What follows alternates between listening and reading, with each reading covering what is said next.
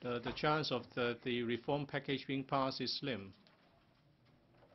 But I would say it's in the interest of Hong Kong to get it passed. I would take this opportunity to explain why, and I would like to make use of this last opportunity to convince, to persuade the pandemics. In the past months, what the pandemics did was to bundle together and to stand firm.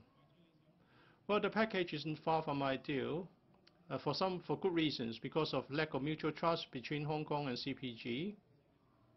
For important decisions that would affect Hong Kong and the CPG is going to be very careful and act very prudently.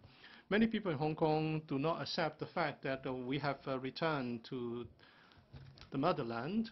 They want to put up very hard positions. There's no 100% support for the return of Hong Kong.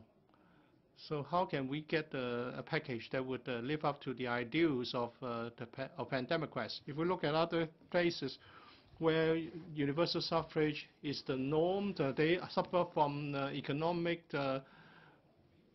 problems and high unemployment rates and low economic growth.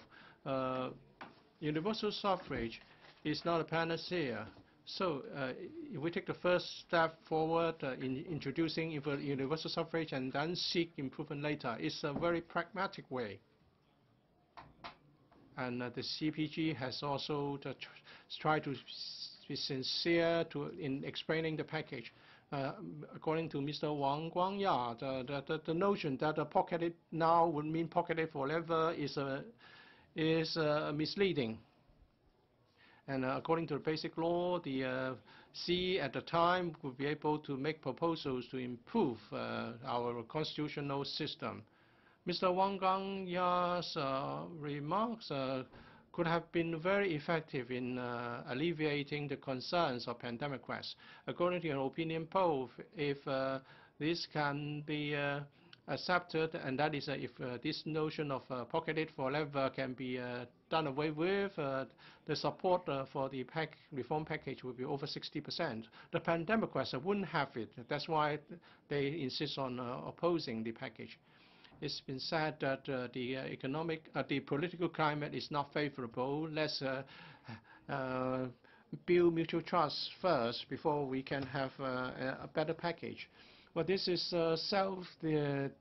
self-contradictory. If we get it passed first and then seek improvement, it's much easier. If this package is vetoed, then mutual trust is ruined, and it's even more difficult to get another better package next time.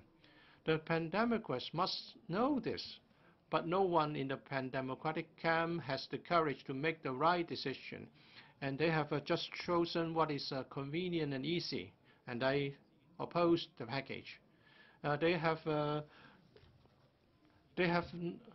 been led by the nose by the other camp.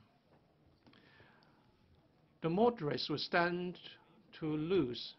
If this is vetoed, only the radicals would stand to benefit, and they would regret it in the future. I know some pandemics understand that given the circumstances, passing the package is in the interest of the public. But they are threatened by the radical elements in their camp, and they are now afraid of standing out to support the package. Some organizations have said that they would go after those who support this. So pandemics that dare not vote in accordance with their own judgment. Well, they vote against the package to show that they stand firm, and they would not be pursued and attacked by radical elements. But this decision would stifle Hong Kong's democratic development, and our constitutional development would be halted. In any negotiation, if nothing comes out of it, and then the relationship between the two sides is undermined, that's the worst outcome. it's just wishful thinking that the Pan-Democrats think that they will get a better deal next time. It will just mean that Hong Kong will have to wait for another 10 years. What can we achieve?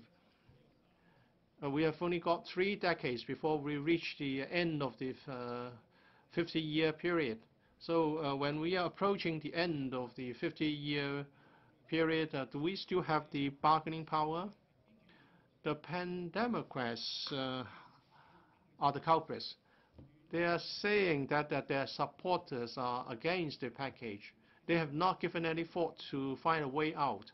If the Pan-Democrats come up with enhancement proposals and lead their supporters down this path, their supporters would certainly understand why they are doing this.